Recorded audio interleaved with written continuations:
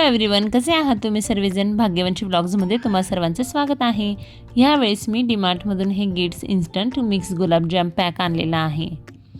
तुमच्यासोबत मी ही recipe share करण्याचं कारण असं की जरी हा पॅक इन्स्टंट मिक्स असला ना तरीही बऱ्याच जणांकडून मी ऐकलेलं आहे की गोळी तयार करताना, पीठ मळताना किंवा तयार होऊन पाकात टाकल्यानंतरही ते कडकच बनतात, सॉफ्ट होत नाही किंवा पाक बिघडतो, असे इश्यूज होतात आणि मला असे इश्यूज कधीही फेस करावे लागले नाही.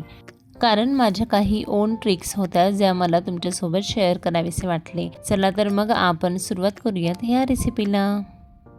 सगळ्यात अगोदर आपल्याला साखरेचा पाक करण्यासाठी एका पातेल्यात 2.25 ग्लास पाणी टाकून त्यात 2 ग्लास साखर टाकायची आहे.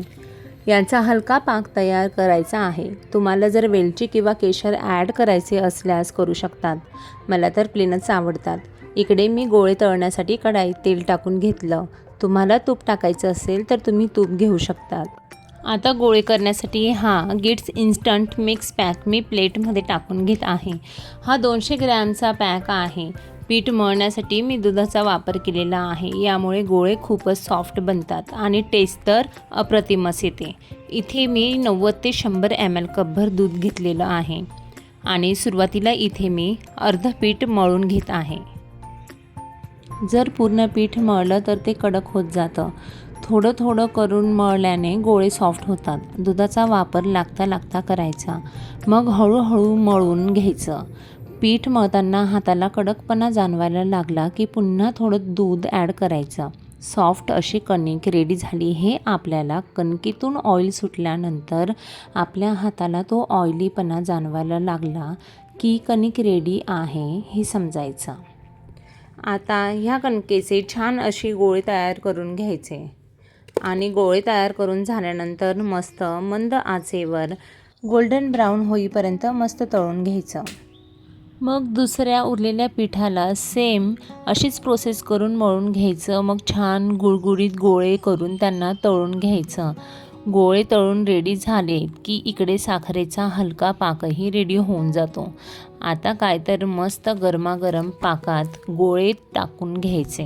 गुलाबजाम मस्त रसरशीत आणि सॉफ्ट होण्यासाठी मी टूथपिकचा यूज करते. प्रत्येक गोळ्याच्या मध्यभागी ही टूथपिक घालून त्याला होल पाडायची. आणि दुसरी ट्रिक, साखरेच्या पाकाचा गॅस बंद करताच हे गोळे उकळत्या पाकात सोडायचे. सगळे गोळे टाकण्या अगोदर एका गोळ्याला मस्त चुरगळून त्या पाकात टाकावा. ही तिसरी ट्रिक.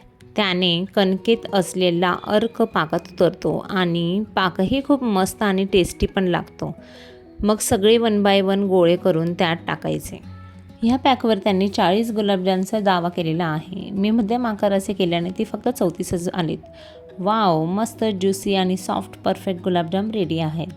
या ठिकाणी आपल्याला 200 ग्रॅमच्या पॅकला फक्त 60 ते 70 ml दूध यूज झाले आहे. बऱ्याच वेळा मी कोणताही गोड पदार्थ केला की सर्वात अगोदर देवाला नैवेद्य देते.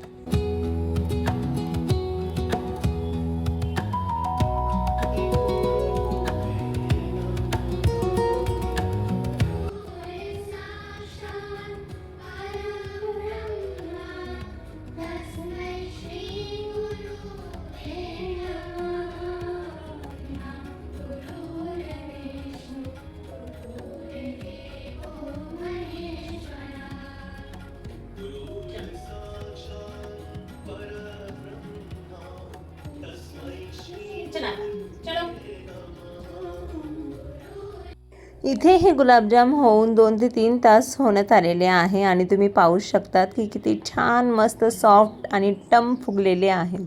आता तक्षूच्याही तोंडाला गुलाबजाम पाहून पाणी सुटलं आहे. सो त्याचा टर्न.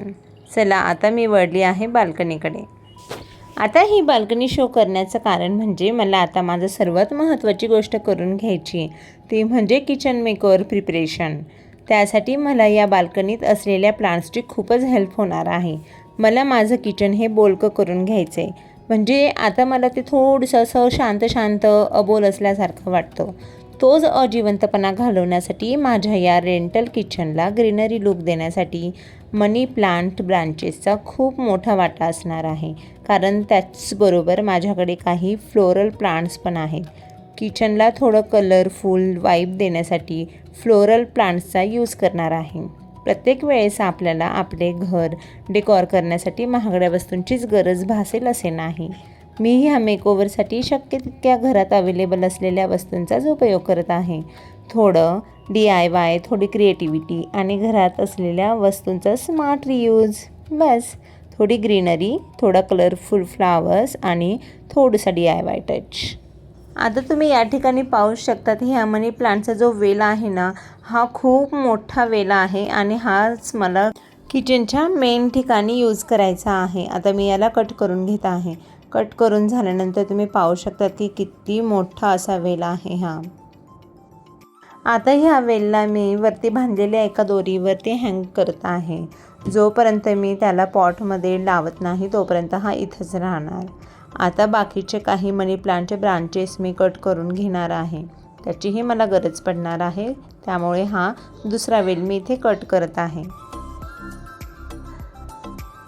आता कट करून झाल्यानंतर त्यालाही मी पहिल्या वेलसारखं त्या दोरीवरती हँग करणार आहे. आता हा तिसरा वेल असणार आहे जो मी कट करत आहे. आता ह्या ठिकाणी हा कट करून झालेला आहे. यालाही ह्या 2 वेलसारखं मी दोरीवर हँग करून घेतलं आणि तुम्ही पाहू शकतात की हे हँग केलेले जे वेल आहेत ना, ते किती सुंदर दिसत आहे. आता या ठिकाणी मी प्लास्टिकची शीट टाकून घेतलेली आहे, जेणेकरून माती खाली पडली ना तर ती लगेच आपल्याला जमा करता येईल. आता हा सर्वात मोठा वेल जो होता ना, तो ह्या पॉटमध्ये लावून घेत आहे.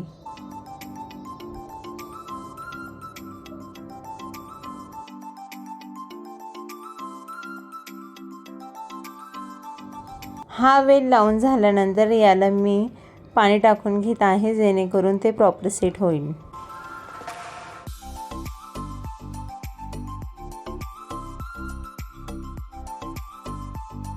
आता जे 2 उरलेले वेल आहेत ना, त्यासाठी हे मी जार घेतलेले आहे काचेचे, जे आहेत DIY जार्स, म्हणजे हे चिंग्स शेजवान चटणीचे जार्स आहे, त्यांचा मी रियूज करत आहे.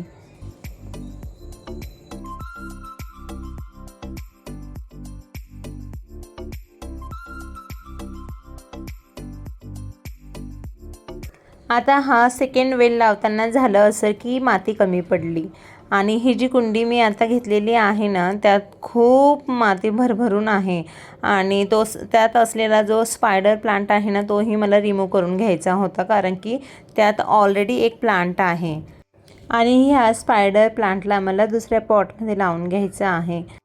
आणि ह्या कुंडीत असलेली माती मला ह्या दोघी जारमध्ये भरून घ्यायची आहे. यात असलेलं ऑलरेडी जे प्लांट आहे ना, ते मला प्रॉपर ह्या कुंडीतच लावून घ्यायचं आहे आणि त्यासाठी मला ह्या कुंडीत असलेली जी माती आहे ती माती काढून घ्यायची आहे. आणि आता या ठिकाणी कुंडीमधून माती बऱ्यापैकी काढून घेतलेली आहे आणि आता हे 2 छान बेबी प्लांट्स आपण ह्या कुंडीत लावून घेणार आहोत. मला या प्लांटचं नाव तर नाही माहीत, पण याला मस्त छान अशी व्हाईट कलरमध्ये फुलं येतात आणि त्यांचा वासही खूप छान येतो. हे प्लांट लावून झाल्यानंतर आता आपण कितीही प्रयत्न केला ना की खाली माती पडू नाही द्यायची, ती त्या शीटमध्येच पडलेली बरी, तरी काही ना काही होतं आणि ती माती जमिनीवर पडते म्हणजे पडतेच. आता जो सेकंड वेल मी कट केलेला होता ना, तो ह्या काचेच्या जारमध्ये लावून घेणार आहे. तुम्ही पाहू शकतात किती क्यूट असा हा वेल जारमध्ये दिसत आहे.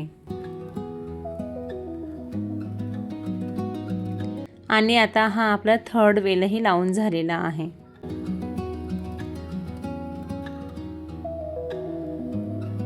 आता हा लास्ट प्लांट आपला स्पायडर प्लांट हा ब्लू कलरच्या पॉटमध्ये लावून घ्यायचा आहे.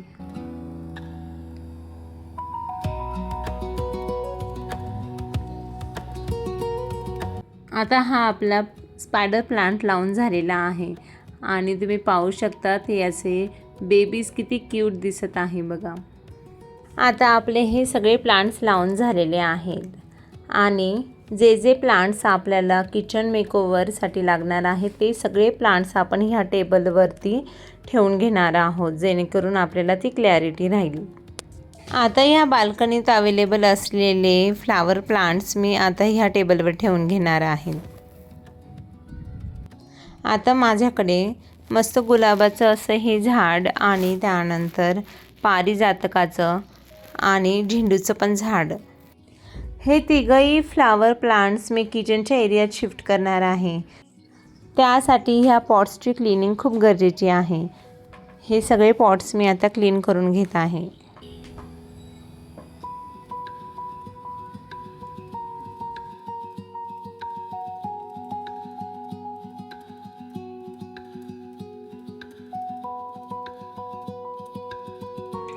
हे पॉट्स मस्त क्लीन झाल्यानंतर अगदी अट्रॅक्टिव्ह आणि छान वाटत आहे. तुम्ही पाहू शकतात की आपली किचन मेकओव्हरची जी प्रिपरेशन होती प्लांट्सची ती आता कंप्लीट झालेली आहे.